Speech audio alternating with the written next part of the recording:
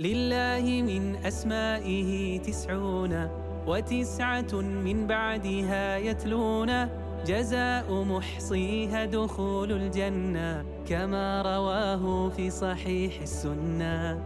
بسم الله والصلاة والسلام على رسول الله وعلى آله وصحبه ومن والاه.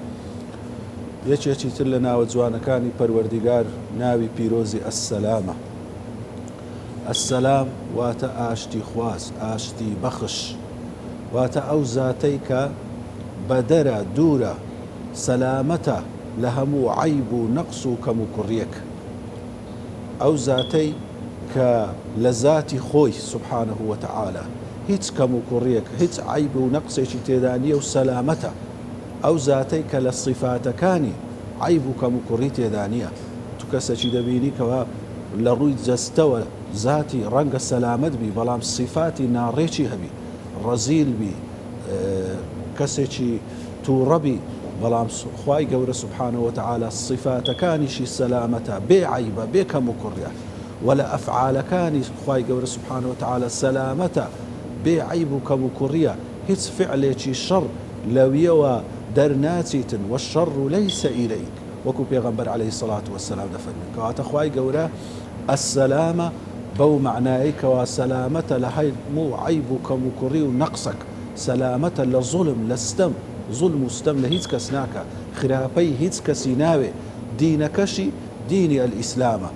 دینی تەسلیمبوونە لە خوای گەورە و دینی سەلامەتیە لە هەموو عەیب و کەم و کوڕی و نەقسەک، دینی ئاشتیە، بەوەی کەوا خراپە، ناخۆشی، زەرەری هیچ کەسەکی ناوێت، بەڵکو هەمووی خێر و مەسلحەتە لە بۆ ئەو کەسانێک کەوا پەیڕەوی ئەو دینەی دەکەن. و بەهەشتەکەشی دار السەلامە، وەکو خوای گەورە لە قورئان بە دار السەلام ناوی بردیە، لەبەرەوەی شوێنەکە بەدەرە لە هەموو عەیب و کەم و کوڕی و نەقسەک، هیچ کەم و کوڕیەک، هیچ نەقسەک بەقەدەر یەک تۆسقالیش لە ناو بەهەشتی خوای گەورەدا نییە. و سەلامی ئیماندارانیش کەوا لە یەکتری دەکەن، تەحیەیان بریتە لە چ؟ لە ئەسسەلام عەلەیکوم، کە ئیماندار موسڵمان دەگاتە یەکتر، خوای گەورە لە بۆی دانایەکەوە بە سەلام دەست پێ بکە، واتە ئەتوو ئەی بڕوادار کە دێگەیە من سەلامەتی لەلایەنەوە، ئاشتیت لەسەرە، هیچ زوڵمەک، هیچ غەدرەک، هیچ ماف خواردنەک لەلایەنەوە لە بۆ تو نابیتن. لەبەرەوەی لە پێشتر کە خەڵک لە دەشت و لە سەحرایەکان دەگەیشتە یەکتر، زۆر یەکتری نەدەناسی، زۆر جار چەتە ڕێی لێ دەگرت،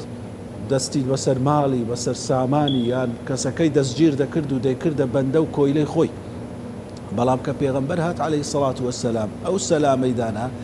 ئەوی بیناسی و ئەوی نەیناسی، لە شوێنە کە دەیگەیە و بە ئەسسەلام عەلەیکوم لەگەڵی دەست پێ دەکەی، یەکسەر ئەتوو زەمانی دەدێ، گرێنتیەکی دەدێ کەوە لەلایەن منەوە هیچ غەدرەکت لێ ناکرێ، هیچ شەڕ و خراپەک لەلایەنەوە بە تو ناگاتن، چونکە خوای گەورە ئەسسەلامە، هو الله الذي لا إله إلا هو الملك القدوس السلام المؤمن. أو خدایەکەوە ئەسسەلامە، سەلامەتە لە هەموو عەیب و کەم و کوڕی و نەقسەک، و ئاشتی خوازە بەو مانایەکەوە دینەکەی، زاتەکەی خراپە،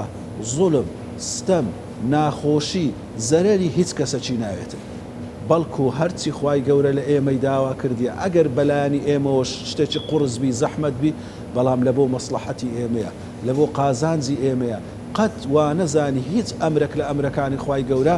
لە پێناو ئەوەیەکەوە ئێمە زەحمەتی ببینین، ئێمە قورسی ببینین، ئێمە زەرەرمان پێ بگاتن، نەخێر، هەموو لەبەرەوەی خوای گەورە ئەسسەلامە، زەرەر، نەقس، کەم و کوڕی هیچ کەسەکیمان ناوێ. کەواتە